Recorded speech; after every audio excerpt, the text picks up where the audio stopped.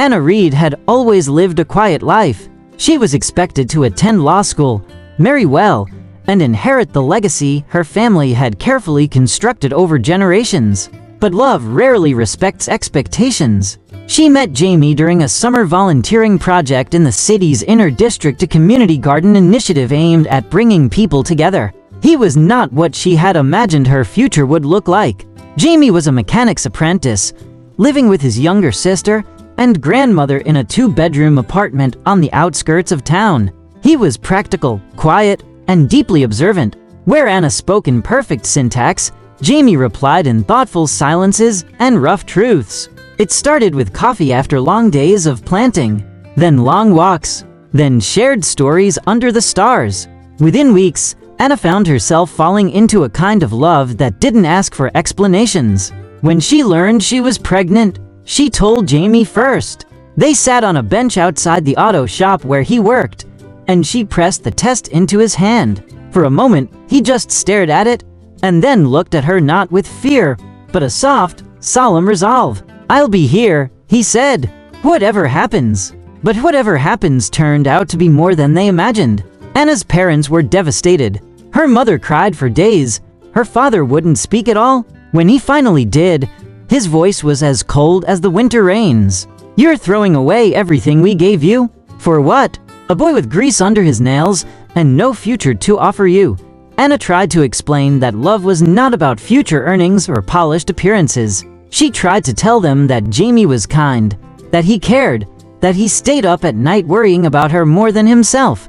But to them, love without pedigree was recklessness. Her father forbade the marriage outright. Her mother begged her to come home and think clearly. Jamie faced the same storm in a different form. His grandmother was old-fashioned and deeply religious. She had raised Jamie to work hard, to stay in his lane, and to never chase dreams that weren't meant for people like them. When he told her about the baby, she didn't shout, but her disappointment clung to the walls for days. "You think they'll ever let her really be with you?" she asked one evening. "You think love will pay the bills or protect that child from a world that still sees class like it sees skin?" He didn't have answers, only conviction. With every door closed, Anna and Jamie clung to the only thing they had left each other. They rented a small apartment above a bookstore in the older part of town. It smelled of paper and old wood, but it was theirs. Jamie worked longer hours. Anna gave up her law school plans for now and found a part-time job at a local library. Every night, they sat together on their second-hand sofa, hands entwined over her growing belly, whispering promises. But there were days when doubt crept in.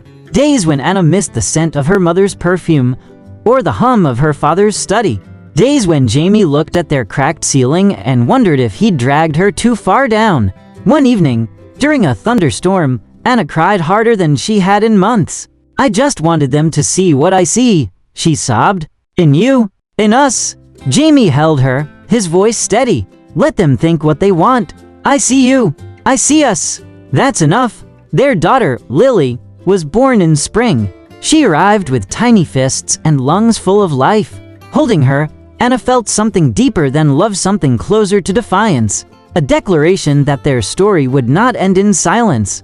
A week later, there was a knock at the door. Anna's father stood there, his suit slightly wrinkled, a bouquet of white daisies in hand. He looked at his daughter, the baby in her arms, and the boy who had stood by her.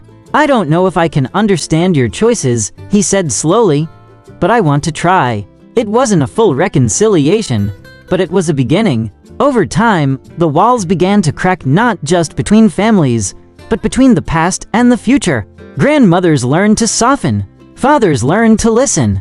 Pride bent beneath the quiet weight of love. Years later, when Lily ran through the garden her parents had built together in their backyard, Anna watched from the porch as Jamie lifted their daughter into the air, spinning her toward the sun.